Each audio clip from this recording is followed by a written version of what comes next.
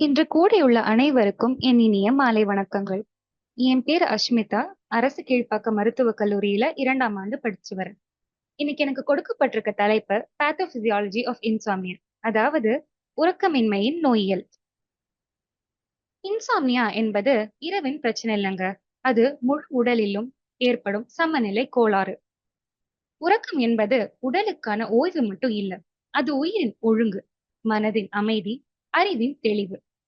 உறக்கமின்றி வாழும் மனிதன் உயிருடன் இருந்தாலும் அவன் வாழ்க்கையின் சுவையை முழுமையாக அனுபவிக்க முடியாது என்று வள்ளுவர் எப்பொழுதோ சொல்லியிருக்காரு. இன்னைக்கு நம்ம பேச போற ஒரு தலைப்பு அரிதான ஒரு நோய் இல்ல, புதிதாக உருவாகிய ஒரு நிலையும் இல்ல, நம்மள பலரையும் தினம்தோறும் அமைதியின்றி வச்சிருக்கும் உறக்கமின்மை என்பது ஒரு உடல் மனநிலை பற்றியது. இந்த படைப்புல நாம உறக்கமின்மையின் வரையறை பற்றியும் அதன் காரணங்களை பற்றியும் அதன் நோயியலை பற்றியும் காண்போம். உடல் சோர்வாக இருக்கும், கண்கள் மூட விரும்பும், ஆனால் மூளை மட்டும் இப்போ ஒரு வாழ்க்கை நினைவூட்டத்தை பண்ணலாமான்னு கேட்கும். அதாவது லைஃப் ரீகேப் பண்ணலாமான்னு கேட்கும். இன்சாம்னியானா என்னங்க அப்படின்னு கேட்டீங்கன்னா, மருத்துவ ரீதியாக இன்சாம்னியா என்பது ஒருவருக்கு உறங்குவதற்காக போதுமான வாய்ப்பு இருந்தும் உறங்கத் தொடங்க முடியாமை, உறக்கத்தை தொடர முடியாமை, இல்லனா போதுமான உறக்கம் இல்லாத உணர்வு. இதனால பகல் நேரத்துல கூட செயல்திறன் பாதிப்படைகிறது. சாதாரண வார்த்தையில சொல்லணும்னா படுக்கை அறை ஒரு போர்க்களமாக மாறும் தருணம். உறக்கமின்மையின் காரணங்களை பற்றி காண்போம். மனநிலை காரணங்கள், அதாவது மன அழுத்தம் இல்லனா அதிக சிந்தனை. நோய் காரணங்கள், அதாவது மருத்துவ காரணங்கள், ஜிஇஆர்டி கேஸ்ட்ரோஎசோபேஜியல் ரிஃப்ளெக்ஸ் டிசீஸ், அப்படி இல்லைன்னா இதய செயல் இழப்பு, அப்படி இல்லைன்னா நீண்ட கால வலி. மருந்துகள் மற்றும் போதைப் பொருட்களின் பழக்கங்கள், எடுத்துக்காட்டிற்கு ஆல்கஹால், கெஃபின், நிக்கோட்டின் போன்றவற்றின் பயன்பாடு. முக்கியமா இந்த காலத்துல இருக்கவங்களுக்கு மின்னணு திரைகளும் வாழ்க்கை முறைகளும் இதான் 4வது காரணம். இப்பொழுது சாதாரண உறக்கம் எழுச்சி கட்டுப்பாடை பத்தி பார்ப்போம். உறக்கம் என்பது 3 முக்கிய அமைப்புகளால கட்டுப்படுத்தப்படுகிறது. முதல்ல ஒரு சீர்திட நிலை, அதாவது ஹோமியோஸ்டாட்டிக் ஸ்லீப் டிரைவ். அடினோசின் என்பது மூளையில சேர்ந்து உறக்க அழுத்தத்தை உருவாக்கும். அதிக நேரம் விழிச்சிருந்தா அதிக அடினோசின் தேங்குது, இதனால உறக்கம் வரும்.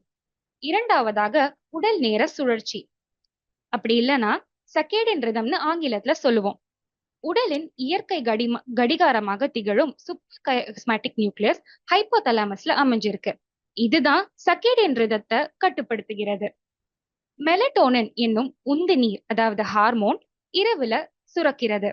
இதுதான் உறக்கத்தை தொடங்க உதவி செய்கிறது. மூன்றாவதாக அமைஞ்சிருக்கும் உணர்ச்சி தூண்டல் அமைப்பு, அதாவது அசெண்டிங் ரெட்டிகுலர் ஆக்டிவேட்டிங் சிஸ்டம். இதுதான் விழிப்பு நிலையை பராமரிக்குது.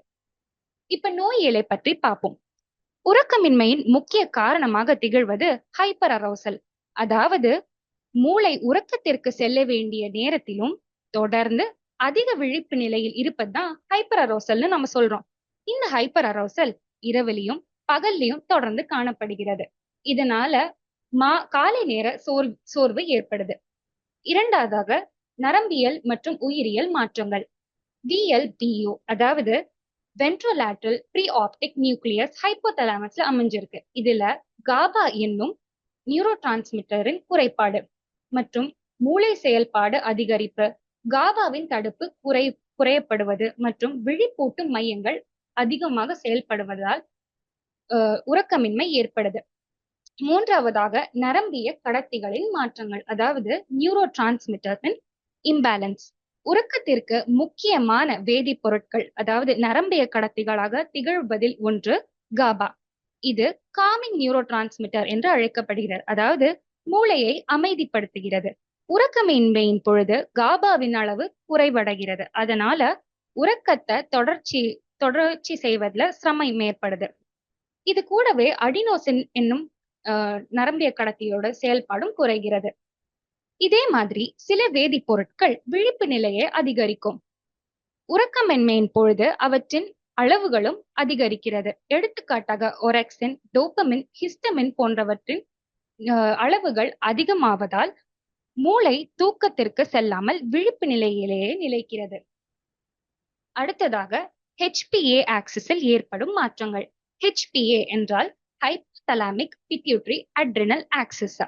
HPA ஆக்சிஸ் என்பது உடலின் அழுத்தத்தை கட்டுப்படுத்தும் ஒரு அமைப்பு.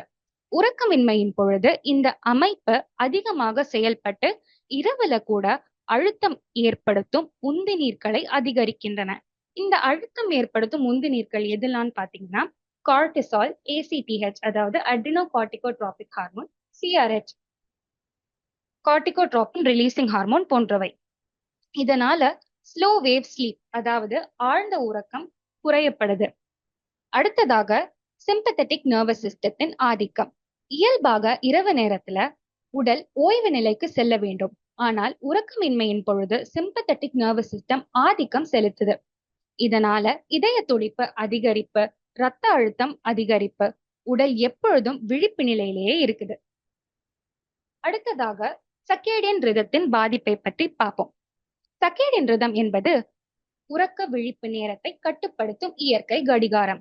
உறக்கமின்மையின் பொழுது இந்த சர்க்கேடியன் ரிதம் பாதிப்படைஞ்சு இரவுல தூக்கம் வராது, பகல்ல சோர்வு ஏற்படும். கடைசியாக அறிவியல் மற்றும் நடத்தை காரணிகளை பற்றி பார்ப்போம். Cognitive and behavioural factors.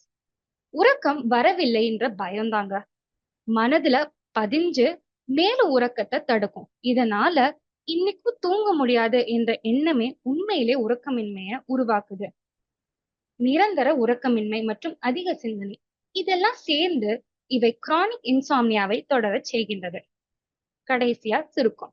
உறக்கமின்மை என்பது அதிக விழிப்பு நிலை அதாவது பெர்சிஸ்டன்ட் ஹைப்பர் அரௌசல் காரணமாக ஏற்படும் ஒரு நோயாகும்.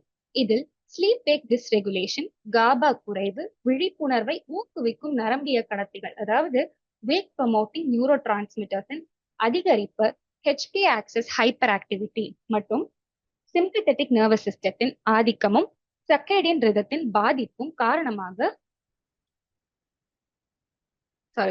தொடங்கவும் இதனால் உறக்கம் தொடங்கவும் முடியாமல் அமைகிறது. தூக்கம் அப்படின்றது ஒரு ஆடம்பரம் இல்லை, அது உயிருக்கு தேவையாகும். இன்சாம்னியான்றது ஒரு பழக்கம் கிடையாது, அது ஒரு நோய். உறக்கத்தை தவிர்க்காதே, நோய்களை அழைக்காதே. நன்றி.